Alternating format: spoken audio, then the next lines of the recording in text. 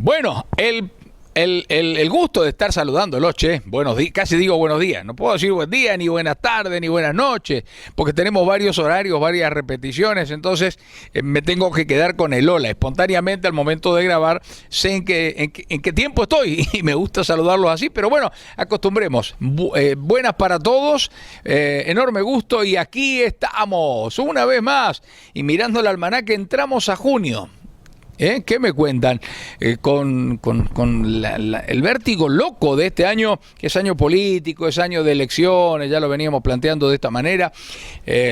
Bueno, es mirar la hoja del almanaque y decir nos metemos en junio y estamos buscando la primera mitad de 2025 y con cuánta rapidez desvestimos el arbolito, el pesebre y aquel tiempo especial de las fiestas, los calores tremendos que hemos pasado, sobre todo con un febrero agobiante, con temperaturas extremas y yo diría dolorosas ya, que se sienten también en la boleta de las luces, pero tremendamente.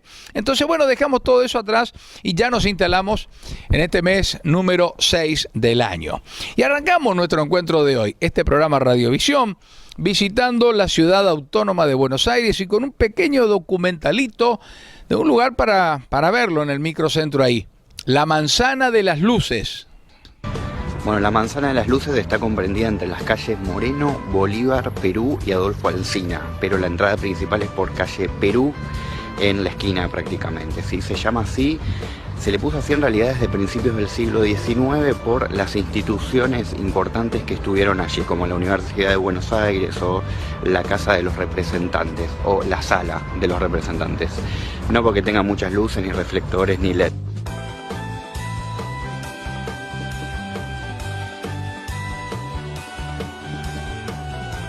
Bueno, los primeros en instalarse ahí en esa manzana fueron los jesuitas a principios del siglo XVII más o menos, y empezaron a construir, por ejemplo, la iglesia de San Ignacio de Loyola, que es la más antigua de la ciudad. Construyeron huertos y otras edificaciones. Hasta ahí todo perfecto, hasta que en 1767 el rey Carlos III decide expulsar a los jesuitas de toda América prácticamente. Se cansó el rey y dijo, basta, estos están adquiriendo demasiado protagonismo, los sacó a la mierda y los rajaron de ahí. O sea que todas esas construcciones quedaron, digamos, a merced de las autoridades de la ciudad de aquel entonces.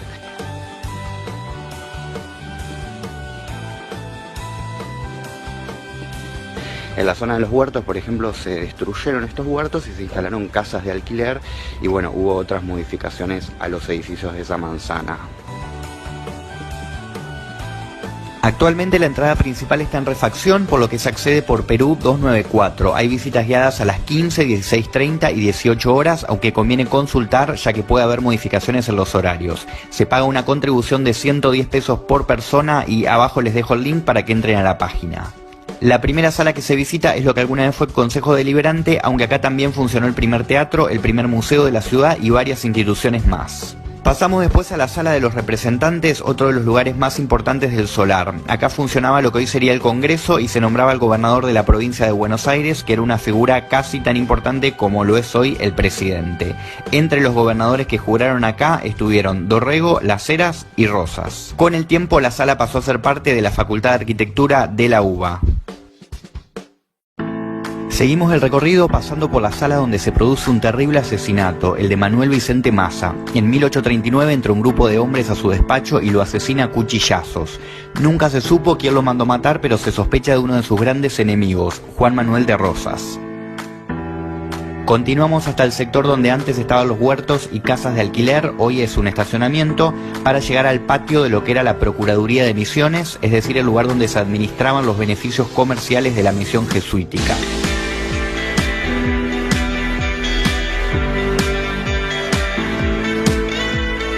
Acá funciona además una botica, una escuela y depósito, entre otras cosas.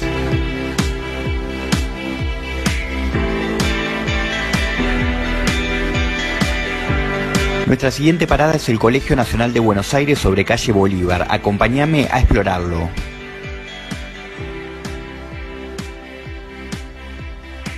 Pero antes te pido que si te gustan mis videos les des un me gusta, te suscribas a la página y actives la campanita de YouTube. Esta es la mejor forma de ayudarme para poder seguir creando este tipo de contenidos. Muchas gracias. Esta institución nace como Colegio de San Ignacio en la época jesuítica para pasar a llamarse Real Colegio de San Carlos con la expulsión de los jesuitas. Recién en 1863, bajo la presidencia de Mitre, se convierte en Colegio Nacional de Buenos Aires, tal y como lo conocemos hoy, y pasa a ser propiedad del Estado. El majestuoso edificio actual se construye a principios del siglo XX sobre lo que eran las edificaciones anteriores. Se dice que había puertas secretas que conducían a los viejos túneles de la ciudad por donde se escapaban los alumnos como ratas. De ahí vendría la famosa frase ratearse del colegio. En este lugar estudiaron un sinfín de personas notables, desde Belgrano y Moreno hasta Ricardo Alfonsín, Bernardo Hussein y Carlos Saavedra Lamas, entre otros. Incluso Einstein llegó a dar una conferencia en este mismísimo edificio. El colegio pertenece actualmente a la Universidad de Buenos Aires y en esta manzana funcionaron hasta hace poco tiempo varias de sus facultades.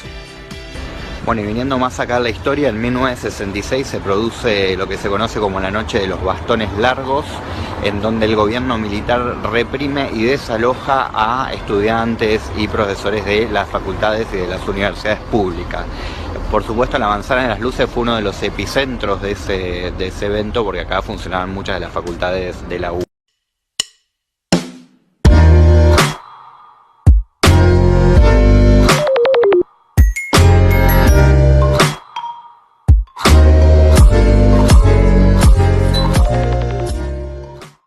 Y los eventos, acontecimientos, llámenle festivales o ferias o fiestas populares, capean a lo largo y a lo ancho del país.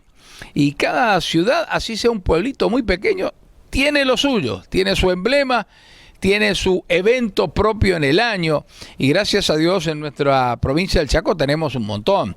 Algunos ya simbólicos, como la fiesta del algodón en la ciudad de Sáenz Peña, la fiesta del Dorado, la pesca en la isla del Cerrito, o qué sé yo, la exposición dinámica del campo, la fiesta del chicharrón, la fiesta de la madera y tanta que otra cosa, ¿no? Realmente importante, la fiesta de la torta frita y de la torta a la parrilla. Bueno, muchas cosas, son expresiones de nuestra cultura y que se complementan con stands de emprendedores, episodios musicales, el pueblo que se congrega, las autoridades que están, la cobertura periodística y mucho más. En este caso repasamos una visita que hiciéramos a la fiesta del alfajor en Resistencia, en nuestra capital.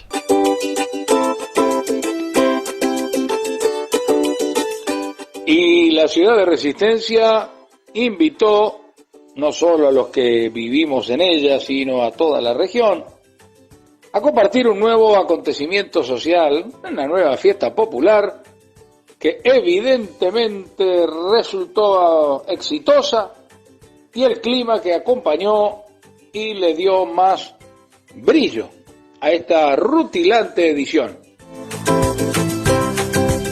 Nos estamos refiriendo a la fiesta del alfajor, cuando distintos emprendedores propusieron exhibir sus productos, mostrar en algunos casos también directamente su elaboración y ponerlo a disposición del público, para que conozca las bondades de estas cualidades gastronómicas y por supuesto la chance de comprar, de adquirir estos productos.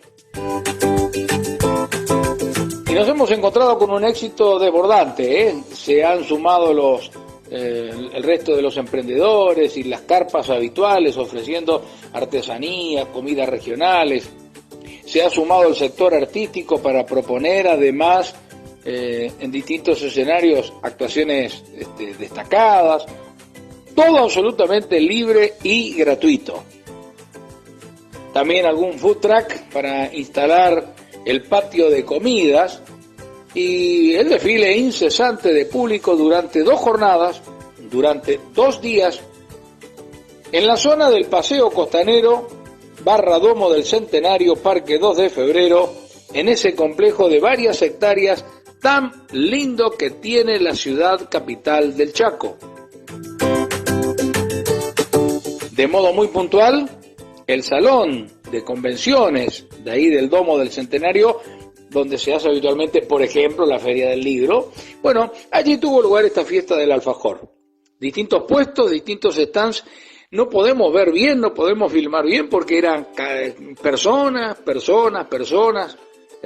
ríos de público que atestaban el lugar y no nos dejaban poner la cámara y espiar. Y además permanentemente se iban vaciando las exhibidoras porque la gente arrasó, literalmente hablando, con todos y cada uno de los productos que se ofrecían. De muchas variedades y con tonos muy chaqueños. Por ejemplo, está muy en boga la fabricación de dulce de leche en la provincia, un dulce de leche de mucha calidad, muy particular y muy reconocido a nivel país, hasta en el extranjero. Y con eso obviamente la elaboración también de los consabidos alfajores. Otros que planteaban tonos más telúricos, por ejemplo utilizando nuestro querido y tan delicioso dulce de mamón. Había algunos otros también con tinte muy chaqueño y que marca nuestras raíces, por ejemplo hecho con harina de algarroba. Y versiones sin gluten, sin TAC. En fin, había para todos los gustos y todos fueron realmente exitosos a la hora de la oferta y la demanda, consumidos por el público, y así se ganaron 2 tardes con la presencia de la gente, fundamentalmente, de autoridades del gobierno, de autoridades del municipio, para redondear una fiesta estupenda. Esto obviamente tonifica el ánimo de los organizadores y desde ya sienta las bases para nuevas ediciones de esta fiesta del alfajor chaqueño, que no nos arrepentimos de haberla visitado, y si no se ven bien las cosas es precisamente por el éxito de tanta gente que nos impedía a veces poner la cámara como hubiera sido de nuestro gusto. ¡Felicitaciones! ¡Vamos por más fiestas del alfajor!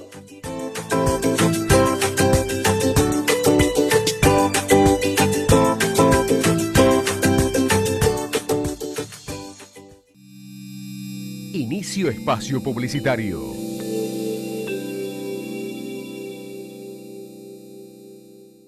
Vení a conocer nuestros nuevos policonsultorios M.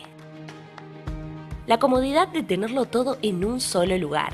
Pediatría, ginecología, cardiología, nutrición, kinesiología, odontología y mucho más. Contamos además para hacerte estudios con la más avanzada tecnología en diagnóstico por imágenes. Atendemos particulares y socios M con un 40% de descuento. ¿Qué esperás para visitarnos? En Resistencia, Avenida 9 de Julio 1577. En Corrientes, Avenida Maipú 675. Policonsultorio M. ¿Estás protegido? ¿Estás feliz?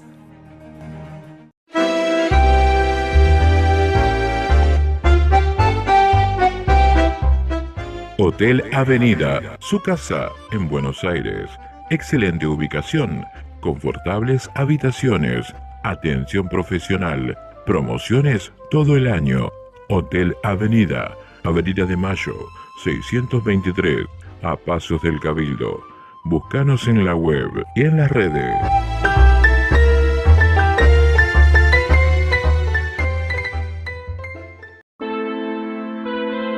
Suret, Laboratorio Criminalístico, trayectoria científica de excelencia, criminalística, rastros y restos biológicos en la escena del crimen, constataciones de lesiones y violencias diversas en personas y animales. Laboratorio Criminalístico Suret, de los licenciados Elvira Beute y Daniel Bled.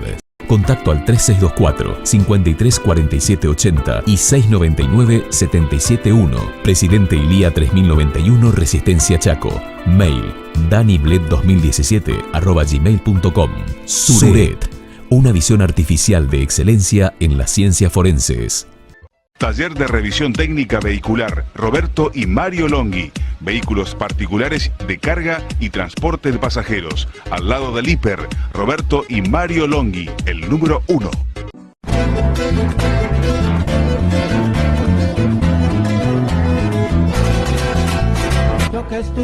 Complejo Paso del Rey en Paso de la Patria. Departamentos y hotelería con todos los servicios. Piscina, wifi, cocheras. Complejo Paso del Rey en Paso de la Patria. Pescadores llevan a flor de agua su cantar, no ambicionan más que su existir. Siglos recorriendo. Todo Fiat, Peugeot, Chevrolet de Jorge Báez.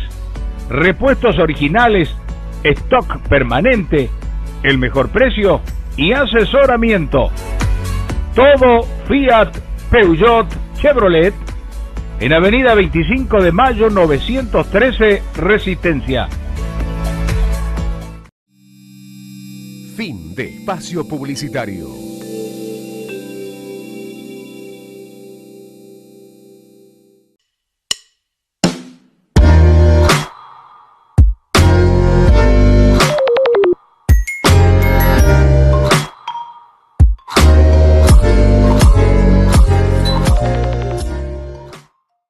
Me voy a permitir hablarles de algo propio, algo que nos es muy nuestro y que lo levantamos como bandera y como un blasón que nos distingue.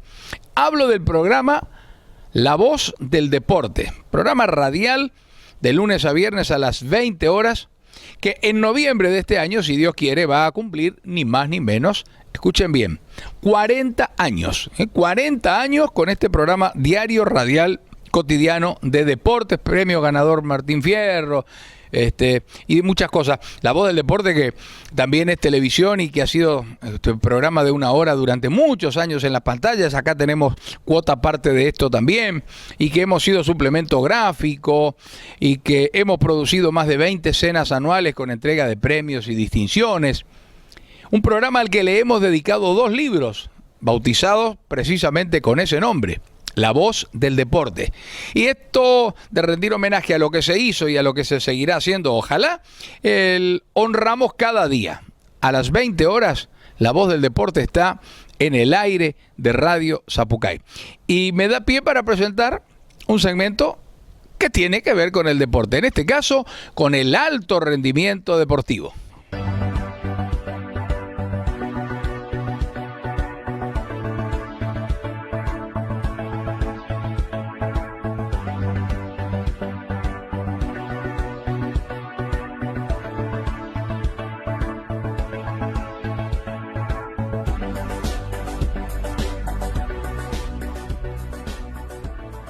Nelson Mandela decía: el deporte tiene el poder de transformar el mundo, tiene el poder de inspirar y unir a las personas como pocas cosas lo hacen. Y tenía mucha razón. A pesar de que al principio se lo consideraba tan solo como una actividad social de entretenimiento, progresivamente se fue descubriendo los múltiples beneficios que le brinda al ser humano. Hasta la actualidad, muchos investigadores se han preocupado por conocer el aspecto científico que encierra cada actividad deportiva. Mediante pruebas se ha verificado los beneficios que esto ofrece al cuerpo humano, e incluso se han desarrollado implementos para su práctica a partir de ellos. Aquí conoceremos la ciencia del deporte, un aspecto que casi siempre pasa desapercibido.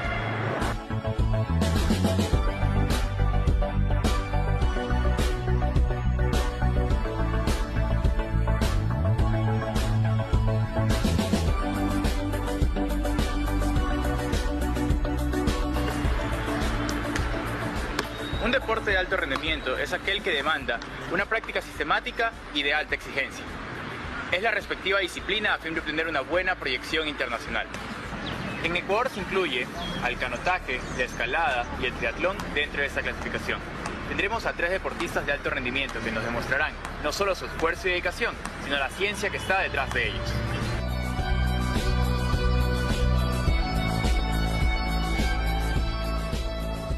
Juan José Jaramillo es un amante del deporte, lo cual es un factor clave para destacar en una disciplina tan compleja como el triatlón. En el 2014 participó por primera vez en una competencia Ironman realizada en Cozumel, México. Fue el primero de los 14 ecuatorianos que cruzaron esa meta, además de quedar en el puesto número 22 de su categoría. Él es un claro ejemplo de un deportista de alto rendimiento.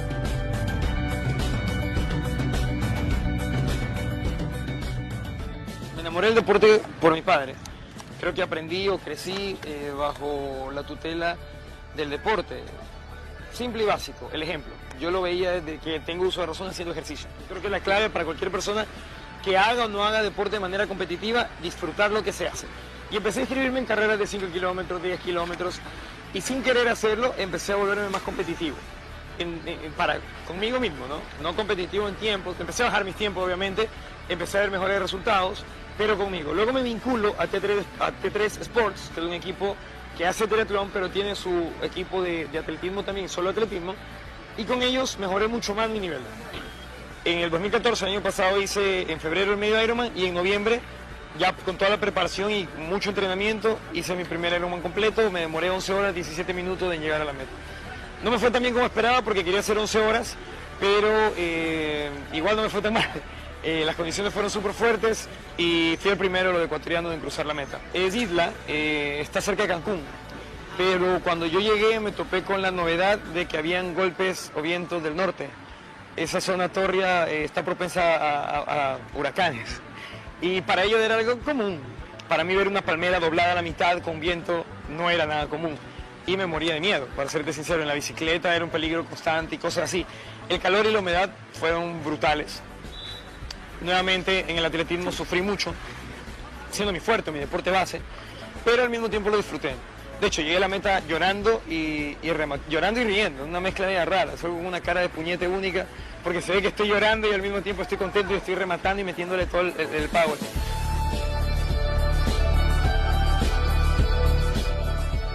Para mí es básico el equilibrio. Equilibrio mental, equilibrio emocional, equilibrio físico.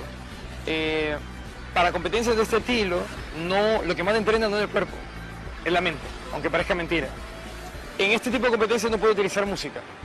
Entonces comprenderás que es 7, 8 horas de estar contigo mismo, enfrentando tus propios miedos, peleándote contigo mismo, con vocecitas que te dicen no puedo, o con cosas similares, y tú enfrentándote con el mundo, contigo allí. El deporte como tal y la psicología están vinculados estrechamente. En casos, por ejemplo, de ansiedad precompetitiva, que se da bastante en nuestro medio, baja autoestima, asimilación de victorias y de derrotas, la psicología juega un papel fundamental. En momentos previos a la competencia o durante los procesos de entrenamiento, la psicología debe estar incluida desde el primer momento.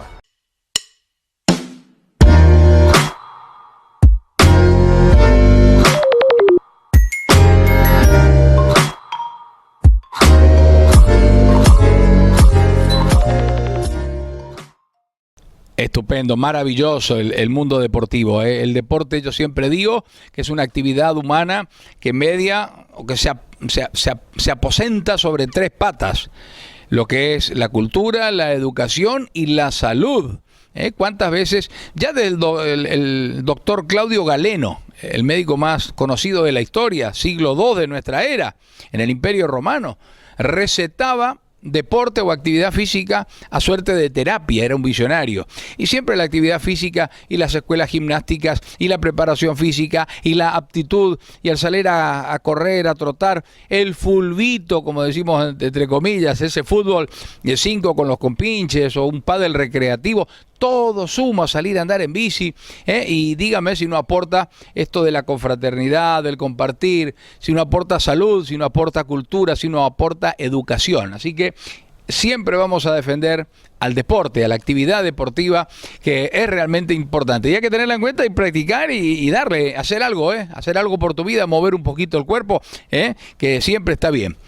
Segunda parte de esto que veníamos mostrándoles, el alto rendimiento deportivo. 18 años de edad que descubrió el deporte del canotaje por curiosidad. En mayo de 2014 obtuvo la medalla de oro en la Copa Mundial de Canotaje realizada en Italia, convirtiéndose en la campeona mundial de esta disciplina con un tiempo de 49 segundos y 417 milésimas en los 200 metros. Yo comencé a practicar canotaje desde los 12 años. Comencé en el Parque Acuático Viernes Santo, al sur de Guayaquil.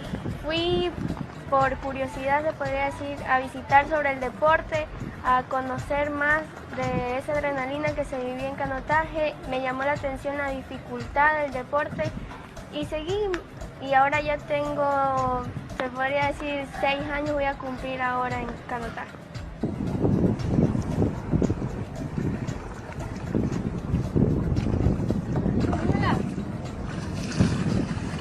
El canotaje es el deporte, se divide en 2 modalidades, que es kayak y canoa. El kayak tú vas sentado remando de 2 lados con un timón que te ayuda con la dirección del bote. En la canoa, que es lo que yo practico, vas arrodillado, o sea, con una pierna arrodillada y la otra hacia adelante, remando solo de un lado y llevando la dirección del bote con el mismo movimiento de la pala. Las competencias en canotaje son 1500, 200 y competencias de maratón que son 5 kilómetros, 10 hasta 20 kilómetros.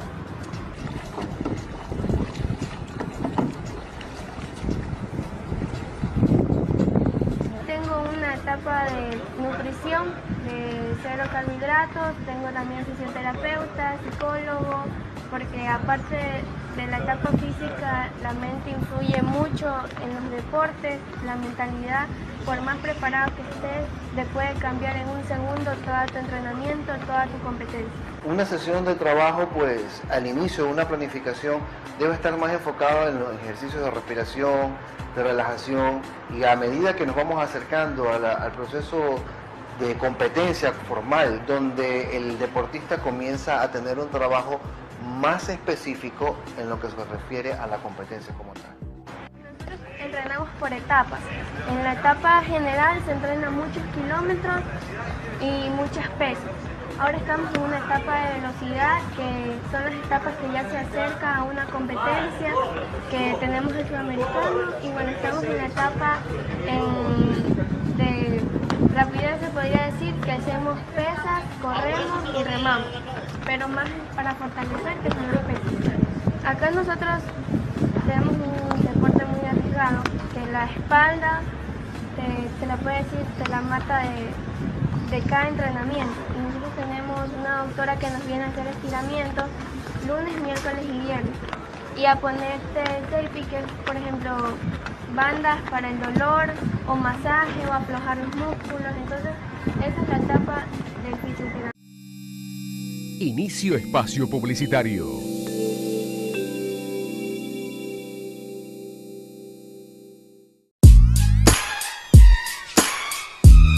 Mega Gym, el gimnasio más completo, el mejor ambiente, profesionales a tu servicio, atención diaria con turnos y protocolos. Mega Gym, entrenamos tu cuerpo, mejoramos tu calidad de vida.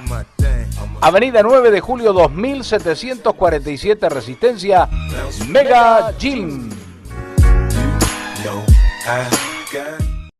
Avocado ML, delicias dulces, artesanales y a todo sabor. Chips cake, lemon pie, torta Oreo, torta mousse de dulce de leche, alfajores tipo marplatenses, conitos dulce de leche y chocolate, pasta frola y mucho más. Avocado ML, un mundo dulce.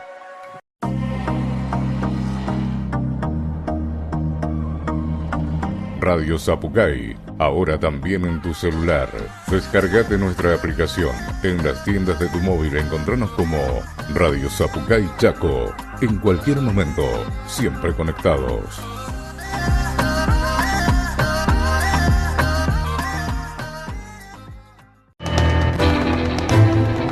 Agosto, en el Chaco, llega la gran fiesta de la comunicación social del Norte Grande.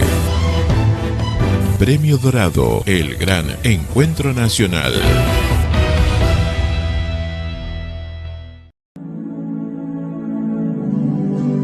En el aire del Nordeste suena la voz de la radio. FM Zapucay.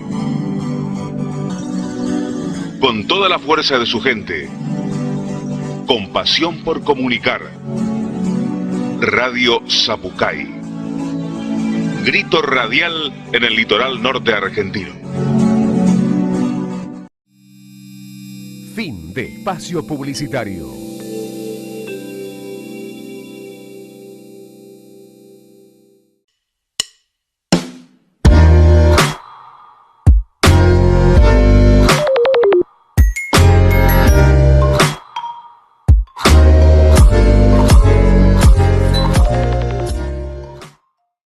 como siempre hay que ponderar las muchas actividades culturales y recreativas que tenemos en nuestra región.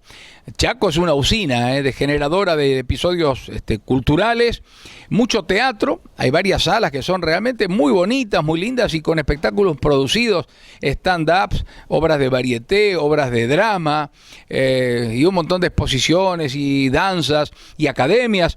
Aprovecho para saludar a la Academia de Danzas Paquita Gómez, que ha cumplido 75 años de existencia. Bueno, digo, este derrotero cultural que plasma también acciones más grandes como la Bienal de Esculturas, que es mundialmente conocida en nuestra capital, del Chaco, y muchas cosas más. Así que quiero destacarlo fundamentalmente y recordarlo en lo cotidiano, de que todo está en plena vigencia, más allá de las dificultades, los óbices que pasan sobre todo por lo económico.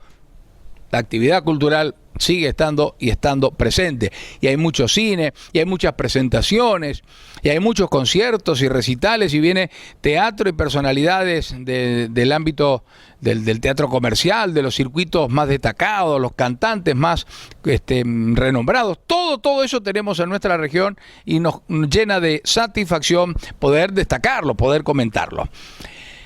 Dejo esto, nos metemos en el ámbito médico ahora. ¿Qué tal? ¿Cómo andás, Mónica? Bueno, el infarto agudo de miocardio, ¿sí?, es una patología que afecta al corazón. Es la obstrucción de una arteria que termina dañando a la parte del músculo del corazón y genera una cicatriz. Esa cicatriz trae consecuencias. Por un lado, en las primeras horas, lo que genera puede ser arritmias que llevan a la muerte a una persona. Y si eventualmente supera este evento, en el tiempo puede generar otra patología que es la insuficiencia cardíaca. Los infartos agudos de miocardio son una patología muy común. Hoy en día, en el mundo occidental, la primera causa de muerte son todas las patologías cardiovasculares y dentro de ellas el infarto es la más importante, ¿sí? Es una patología muy frecuente que justamente genera muertes o insuficiencia cardíaca y secuelas para las personas después de que la padecen. ¿Cómo se puede prevenir esta enfermedad? Bueno, la prevención de las enfermedades cardiovasculares isquémicas, como es el caso del infarto, siempre lo que hablábamos es las medidas básicas, es decir, control de los factores de riesgo, tener una presión normal, un colesterol normal, si es diabético, control de su diabetes. Uno de los hábitos que podemos controlar, que es el tabaco, la eliminación, ¿sí?, de este hábito, tener una vida saludable en cuanto a la dieta, actividad física, todas estas cosas ayudan a que uno disminuya el riesgo de padecer esta enfermedad. ¿Cómo sabemos que estamos ante de un infarto? Bueno, los síntomas que uno tiene que tener en cuenta de un infarto agudo de miocardio principalmente es el dolor de pecho, ¿sí? La gente tiene que conocer de cómo es la característica del dolor. Es un dolor que se produce en el medio del pecho, a nivel del esternón. Es lo que lo han padecido lo refieren como un dolor que aprieta o que quema, ¿sí? Ese dolor puede irradiarse al brazo o también puede irradiarse a la garganta, a la mandíbula, ¿sí? A veces va acompañado de sudoración profusa, tiene un inicio súbito, ¿sí?, o aparece en la actividad física. Pero cuando aparece este dolor, lo más importante es una consulta temprana, porque lo que tenemos que ver en el momento del dolor es realizar un electrocardiograma para hacer el diagnóstico de esta enfermedad. ¿Es más frecuente en el hombre o en la mujer? La frecuencia es igual en ambos sexos, ¿sí? Se producen infartos en los dos sexos, nada más que en el hombre ocurre antes, ¿sí? La mujer siempre tiene una chance de unos años más, ¿sí? Generalmente está protegida por el efecto hormonal, ¿sí? Pero en el hombre ya a partir de los 40 años empieza a haber un aumento de la frecuencia y en la mujer ya a partir de los 50. Después de esa edad, los dos tienen la misma cantidad de eventos. ¿Tiene tratamiento el infarto, doctor? Sí, en las primeras etapas, gracias a Dios, hay hoy en día una serie de esquemas de tratamiento donde uno lo que trata de hacer es abrir nuevamente la arteria para recuperar el músculo, ¿sí? Una de las maneras es a través de drogas que son fibrinolíticos, es decir, que lisan, que destruyen el coágulo, se llaman justamente fibrinolíticos, y otra forma es a través de un cateterismo, lo que se llama angioplastía o que la gente lo conoce como angioplastía con stent. Es a través de un catéter, ¿sí?, llegar hasta la arteria que está obstruida y lisar el coágulo en el lugar. Se abre un baloncito y la arteria se abre nuevamente. Pero lo más importante de esto es poder hacerlo en el periodo de ventana, es decir, desde el momento en que se inició el dolor, tenemos un tiempo para recuperar el músculo, ¿sí? Porque una vez que el músculo se murió porque no le llegó sangre, ya no lo podemos recuperar. Entonces tenemos de 6 a 12 horas para hacer estos procedimientos. Después de esto ya no tiene utilidad. Por eso, lo más importante es la consulta temprana para poder realizar cualquiera de estos.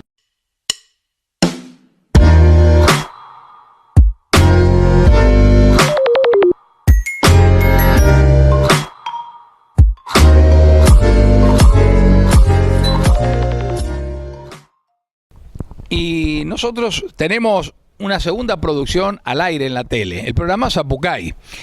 Y en ese programa Zapucay hemos hablado siempre, toda la vida, es una prédica constante y uno de los lineamientos del espacio, hablar de la ecología y defender lo nuestro y propiciar medidas que vayan garantizando a futuro el manejo de los recursos. Hoy hay que tomar definitivamente conciencia del daño que hace, no sé, por ejemplo, el plástico, o el daño que haces cuando talás, corres un árbol, o cuando desplantás, o cuando tirás una basurita, así sea una colilla de cigarrillo o un papelito en el río, o en el mismo suelo, en la vereda. Además de ser mala educación, estás de verdad encarajinando todo, poniendo el ambiente poluto y con esa contaminación que no es admisible.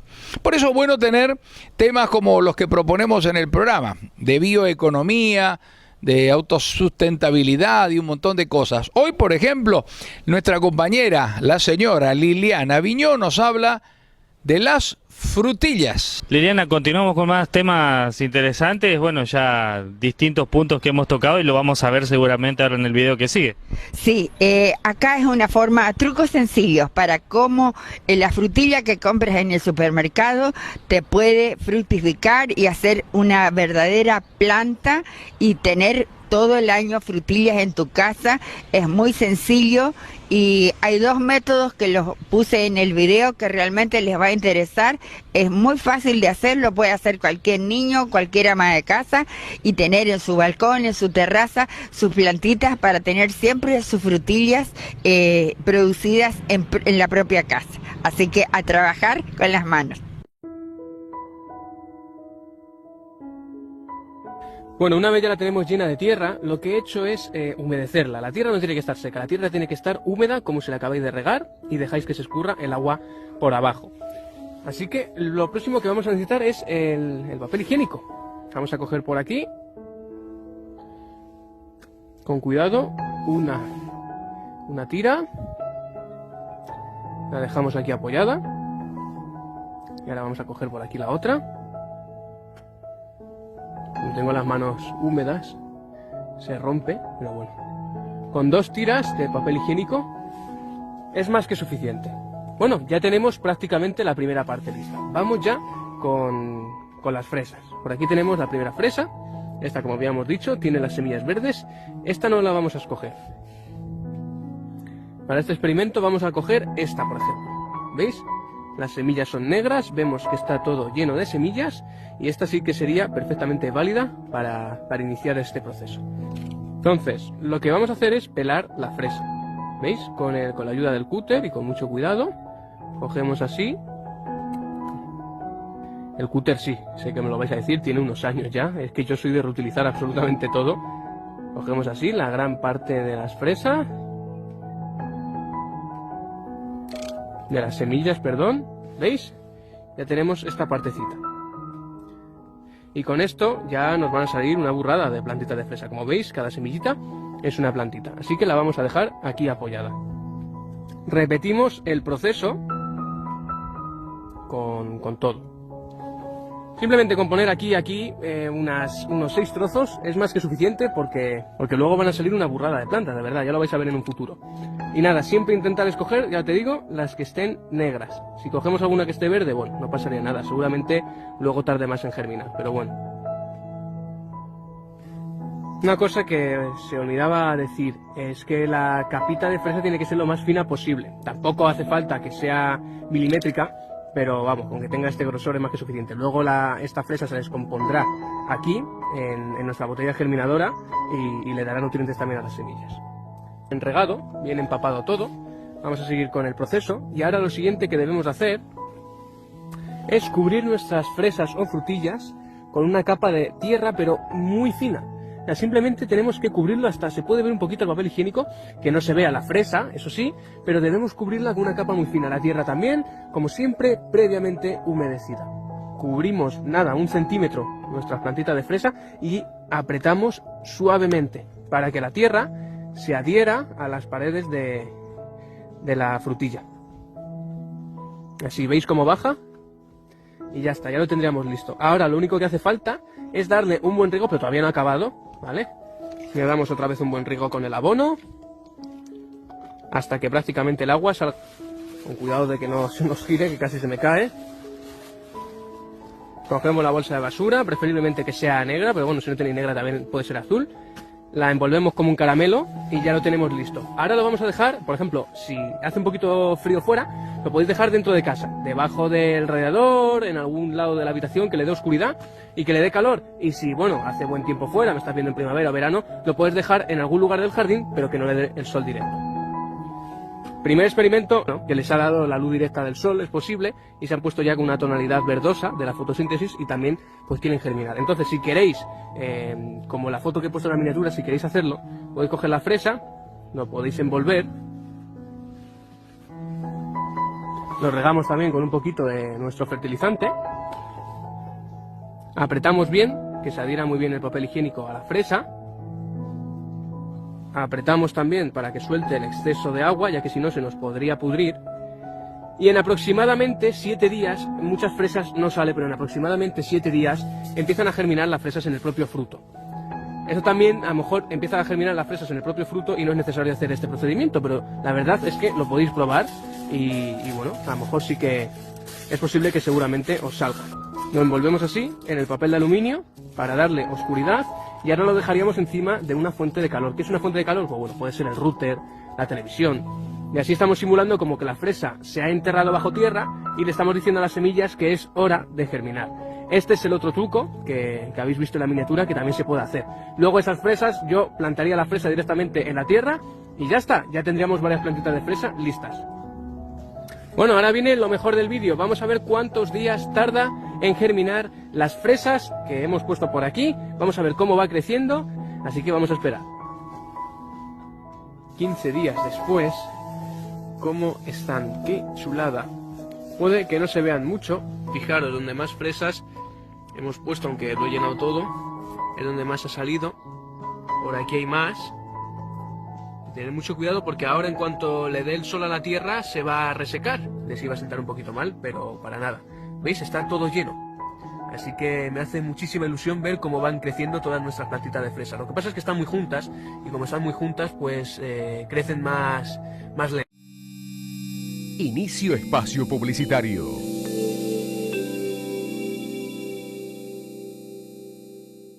Vení a conocer nuestros nuevos policonsultorios M. La comodidad de tenerlo todo en un solo lugar. Pediatría, ginecología, cardiología, nutrición, kinesiología, odontología y mucho más.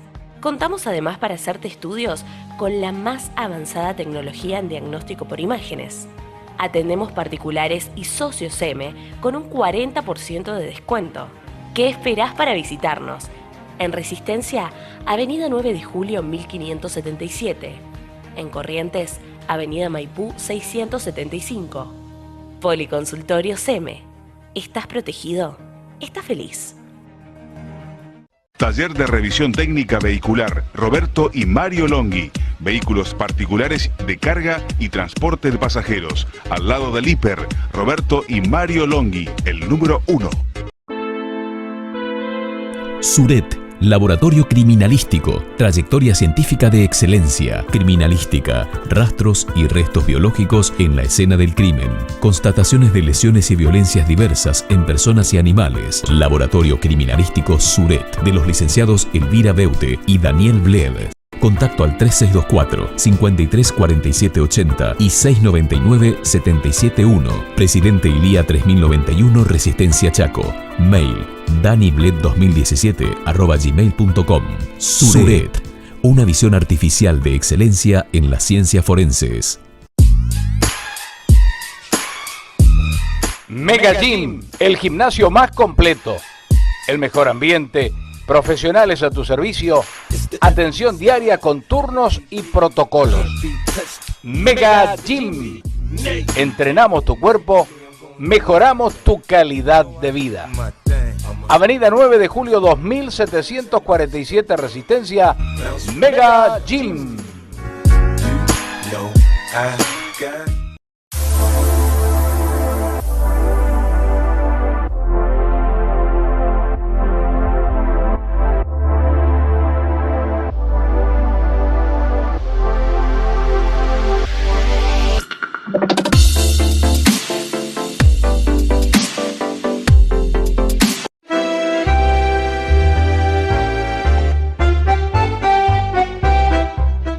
Hotel Avenida, su casa en Buenos Aires. Excelente ubicación, confortables habitaciones, atención profesional, promociones todo el año. Hotel Avenida, Avenida de Mayo, 623, a Pasos del Cabildo. Búscanos en la web y en las redes.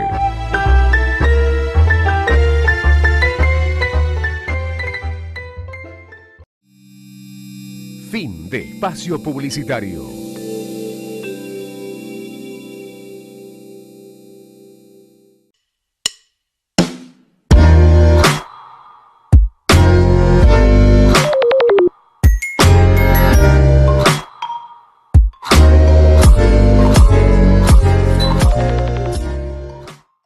Antes de la pausa y en el bloque anterior hablábamos de las frutillas y destaco que la provincia del Chaco, que tradicionalmente no es una productora de frutillas, como sí lo es Corrientes, por ejemplo, ni qué hablar Santa Fe y Coronda, etcétera. Pero bueno, hoy Chaco tiene una plantación interesante de frutillas. Incluso provee de las más reconocidas marcas de yogures en el país. El yogur de frutilla que comes de esa marca, LS, la que es muy tranquila, la que es muy serena, bueno, son frutillas chaqueñas, así que para destacar todo este tipo de emprendimientos productivos también. Bueno, y agradezco a las empresas que nos reciben en la televisión, Gigared, Resistencia, Corrientes, otros lugares del país. Gracias a Canal 3 Tacurale en la provincia de Santa Fe, llegamos a una partecita de Córdoba también. Muchas gracias a Telecontenidos Digital. Ampliamos el espectro y llegamos a todos estos lugares con la voluntad de los dueños de las empresas que nos dan esta hora semanal en estreno y en repeticiones. Así que ahí estamos, eso agradecemos y esto estamos destacando. Nos vamos ahora a una cena compartida con amigos en la casa de Jorge Báez, un empresario muy conocido y comerciante de la capital chaqueña. La pasamos bomba y comimos rico. Y qué buenas que son las jornadas que a veces en las reuniones de amigos llamamos culturales. El lunes cultural, el miércoles cultural, el jueves cultural. Bueno, todo es cultura, si vamos al caso. Todo hecho humano resulta cultura. Y la cuestión de juntarse, o como decimos en nuestra zona, enchamigarse, tiene un gusto tan especial que distrae, que saca la mente de los problemas y que en el encuentro, en el abrazo, en las miradas, en la conversación, en el afecto, en el abrazo, está la verdadera sal de la vida. Y acá destacamos este grupo que nos comentaban son alrededor de 12 familias, porque a veces se integran también con las damas y los hijos, más allá de que lo habitual sea lo tradicional y el encuentro de los muchachos, de los vagos, como solemos decir en lo cotidiano. Ellos hace 20 años que puntualmente se vienen juntando, han seleccionado los días jueves como momentos de reunión y vale la pena porque en tanto tiempo pasan tantas cosas buenas y de las otras, y lo interesante, lo trascendente, lo importante es compartir. Pero lógicamente todo se hace a lo argentino, entre comillas, y habitualmente alrededor de una buena mesa y la conversación se plantea de mejor modo, ¿no? Y viene el momento del picadito y el momento de que alguien toca cocinar con todas las bromas del caso y el folclore que significa la previa, la víspera, el ir a comprar, el programar. Van cayendo los amigos, se va abriendo un primer vino y obviamente sobreviene a la hora del postre también, en muchas oportunidades y a veces oficia como aperitivo una mesa dispuesta para un mazo de naipes y una buena partida de truco. Como decíamos, quiero agradecerle a Jorge Báez, de una prestigiosa empresa, todo Fiat Peugeot, ahí en la avenida 25 de mayo, 913, que ha tenido la gentileza de invitarnos a que nos integremos a ese grupo y la pasamos de verdad muy bien. Era una noche fría, pero la calidad de los amigos, la calidez del lugar y las calorías que incorporamos, bueno, hicieron olvidar el frío y pasar un estupendo momento. A la hora de la cocina fue Oscar el encargado de regalarnos un menú de verdad muy sabroso, muy bueno. Se trataba de carne hecha en el disco, con distintas verduras, todo con su tiempo para que salga tierno, a punto, jugoso, y como sorpresa final, coronada esa cacerola grande con algunos huevos hechos ahí en ese mismo jugo, en ese mismo cocinado. Así que realmente un menú estupendo, un buen vino, la buena charla, los brindis, la bendición de la mesa para dar inicio al momento de la comida propiamente dicha. Después jugamos un buen truco, como les decía. Pero bueno, hoy compartimos este botón de muestra de esto que seguramente muchos de ustedes tienen, alguna reunión con los amigos. Habitualmente es sagrado respetar el viernes y el sábado para las familias y para eventos ya contraídos con otra anticipación, así que habitualmente estas reuniones de grupos de amigos van del lunes a jueves. Bueno, a la barra de los jueves de Jorge Báez and Company, Jorge Martinelli, Rodríguez, etcétera, les mando un abrazo grande y la verdad, la hemos pasado de manera estupenda.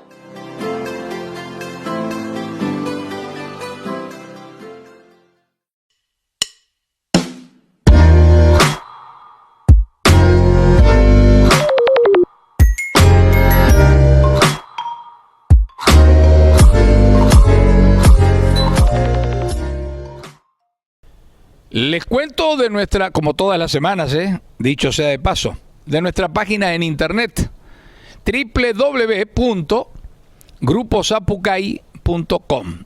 A Sapucay lo escriben con letra C, por favor, y con I latina, la I del punto, la I española. Gruposapucay.com. Hay detalles de las cuestiones que encaramos cada año. Por ejemplo, el Premio Dorado, que ya está con inscripción cerrada. Estamos esperando que vengan nuestros colegas periodistas de 15 provincias argentinas a visitarnos. Por ejemplo, en esta página les hablamos del curso de periodismo y locución que dictamos hace ya 14 años y que tiene varias sedes de dictado, una linda matrícula de alumnos, una buena currícula de estudios, interesante documentación que se entrega al finalizar.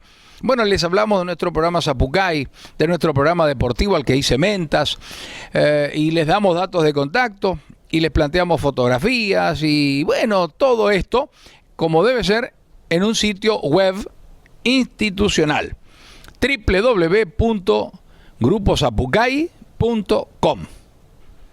Repasado esto, de paso metimos ahí los chivos de la radio y de todo lo demás, nos vamos a ir a la última partecita de nuestro encuentro de hoy. Informes, documentos especiales, un revival de felices momentos compartidos, en este caso en la televisión. Hoy, Gaby, Fofó, Miliki, los payasos de la tele. Buenas, hoy nos toca hablar de otro tema. Si yo le digo ahora a ustedes los payasos de la tele, probablemente muchos no sabrán de qué estoy hablando. Pero si yo le digo Gaby, Fofó y Miliki, muchos de los que tienen varios años más sabrán exactamente de qué me refiero. Los payasos de la tele es el nombre que popularmente se conoció a esta familia Aragón de apellido que hicieron alegrar a muchos chicos en la década del 70, del 80 y mucho antes. Ese fue el nombre que recibieron en España y con el cual se los conoció popularmente. Pero vayamos un poco a la historia.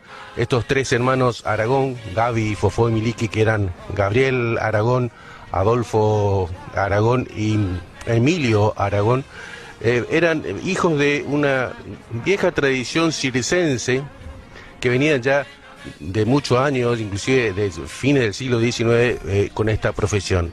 En 1936 se dedican a hacer una gira por toda América y recalan en distintos lugares, sobre todo del Centroamérica y Norteamérica. En Puerto Rico, para ser más exacto, estuvieron casi 25 años con su programación de espectáculos y programación infantil al fin. Tal es así que todos esos programas en esos años, hasta 1965, se repitieron en México, en Estados Unidos, en la Argentina y obviamente en España. En 1976 recalan en la Argentina y de ahí en esa visita el Canal 13 los trae en 1978 para hacer el Club del Zapato Roto. Con ese nombre empezaron en la Argentina para luego mutar y llamarse El Show de Gaby, Fofó y Miliki. Un show que fue multitudinariamente acá en la Argentina muy querido. Era cita obligatoria de todos los mediodías casi poder estar presente frente al televisor y verle a este trío de payasos con sus gags y sus pegadizas canciones que todavía hasta el día de hoy duran.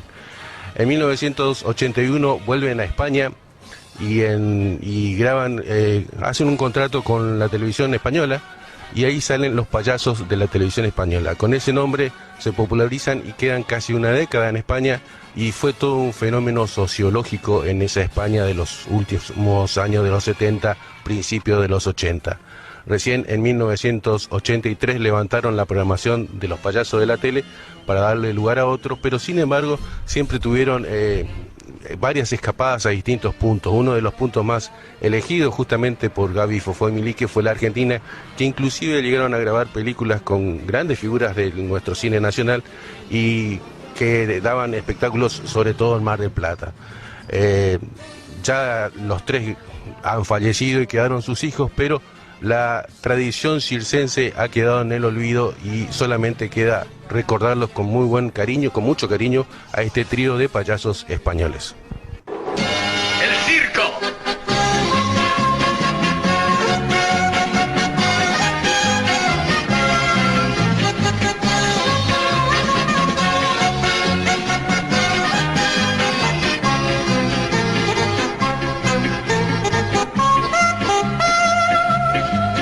Yo conozco una vecina que ha comprado una gallina que parece una sardina enlatada. Tiene las patas de alambre porque pasa mucho hambre y la pobre está todita desplumada. Pone huevos en la sala y también en la cocina, pero nunca los pone en el corral. La gallina turuleca es un caso singular.